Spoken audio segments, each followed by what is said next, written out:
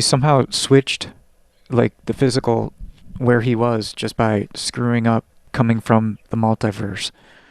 So that kind of jumps along the line of glitches, right? Where they like glitch the go into a different multiverse. I've heard of this happening from people going into surgery. They go under, anesthesia and they go to sleep for like, I don't know, a few hours or something. But when this one girl came back, the way it was before her surgery is her friend had a brother that ended up going to college or something like that.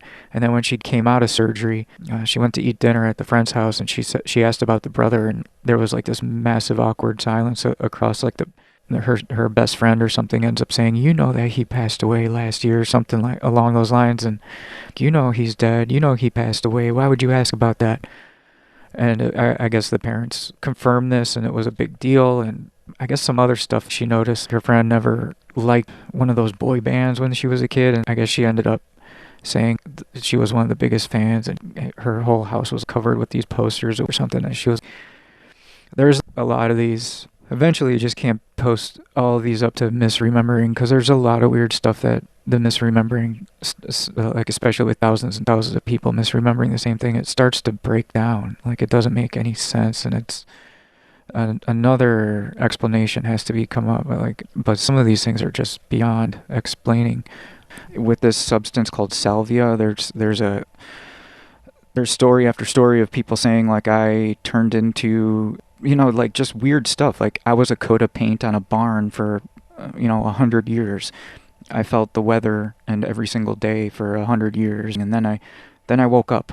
Another person said that they fell down into like a pit, and he said he was there for a lifetime, and he came back telling people not to do it. There was another story of this, I think it was on a Salvia video. This guy started talking about how he kept waking up after his trip, and he woke up and he turned on the light, and then he turned around and the light was off, and then he was back in his body, and he woke up again, turned on the light, he turned back around, he was back in his body with the light off, and he got up and he turned on the light again, and he was like, so I saw this comment. This is a comment on one of these videos. I smoked salvia maybe 24 times over the course of my sophomore year and junior year of high school. At the beginning, I thought it was a fun thrill. I smoked everything from the raw plant matter to high extracts. I think it's important to remember that the extract is not an exact science. So it may say 60 times on the package, but it might not be accurate. It's also worth noting that the Aztecs, who used this for thousands of years, are not happy that we bastardized their sacred plant in a way that we have. They often just chew the raw leaves, and it's a slow, mystical experience rather than the holy F-word experience. But the raw leaves, and even the 5 or 10 times, is mostly extreme laughing for no reason. It felt very unnatural as compared to the giggles from early stages of weed or something. If you hit the salvia 10 times really hard or out of a bowl, you will trip pretty good. The most intense experiences I've had were the 20 to 60 times salvia, and it was no way enjoyable. It was the most horrific and utterly terrifying experience of my life.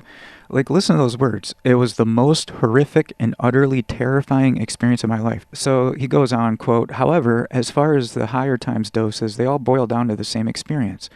I always felt upon inhaling, maybe 5 to 10 seconds after, I started getting itchy everywhere, usually in the major joints, neck, elbows, knees, ankles. These joints become violently itchy to where you couldn't ignore it, and I'd start rubbing my skin. But it didn't matter, because in another 5 seconds I'd be launched into another plane of existence. The itchy spots on my body collapsed from my 3D world into a 2D world, and those itchy spots became like plots on a piece of graph paper. Like, this is insane. My world was now just my consciousness encapsulating in those dots. Like, how can do those two sentences make any sense?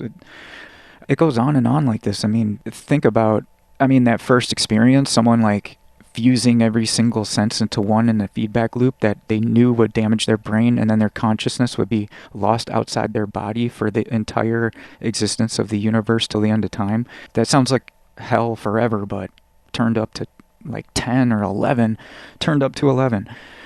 Yeah, dying like outside of death, like death won't even save you. I guess I would say for somebody just trying to have a buzz at a party, yeah, that seems like the consequences outweigh the mistake. Probably one of the weirdest stories I've ever heard, which is saying a lot, because after 8 of these podcasts, there were some weird ones. The weirdest one I heard was this.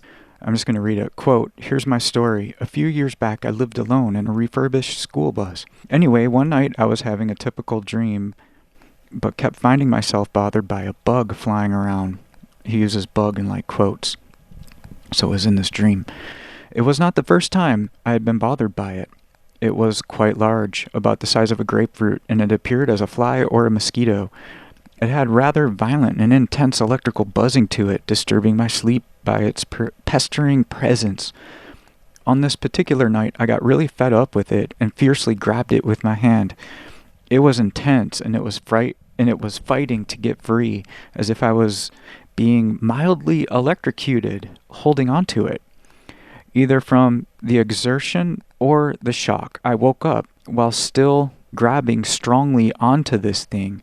The most bizarre sensation occurred in my right hand while waking up, as this buzzing electrical presence started condensing and hardening into a physical object. It was hard like steel, about the diameter of a dime, and it was firmly pressed against the flesh of my palm.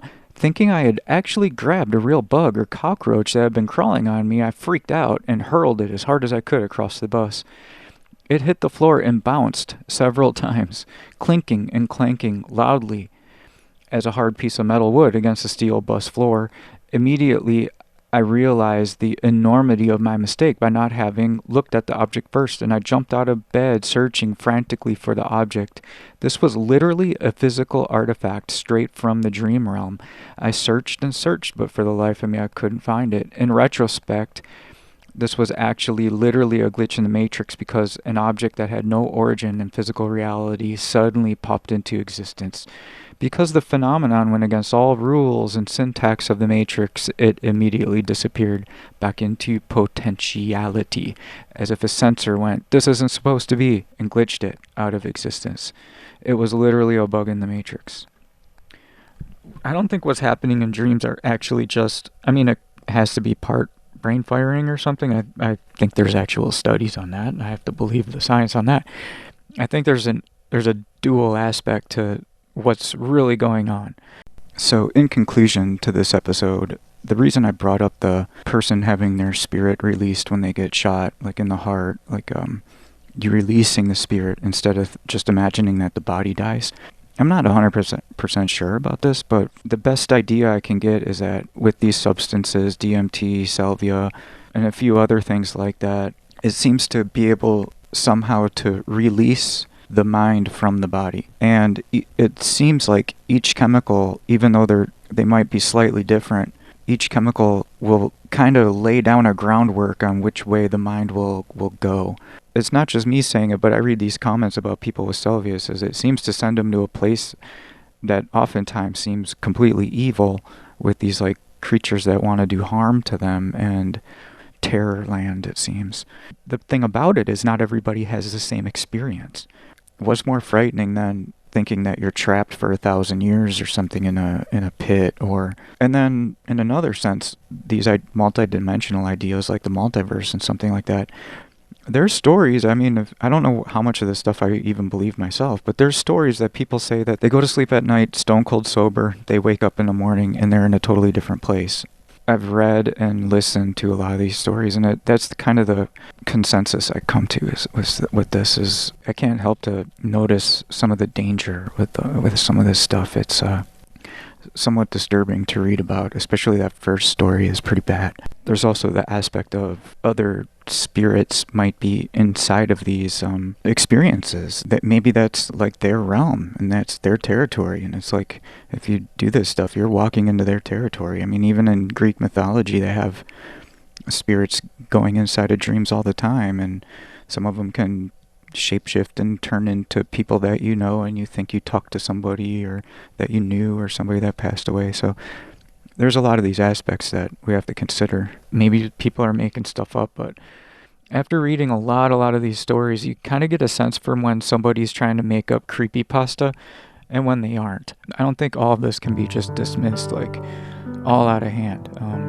everything happens in the brain, all out of hand. Like every hallucination is just the brain, all out of, you can't just dismiss every single thing, which is almost like being lost in and amongst itself.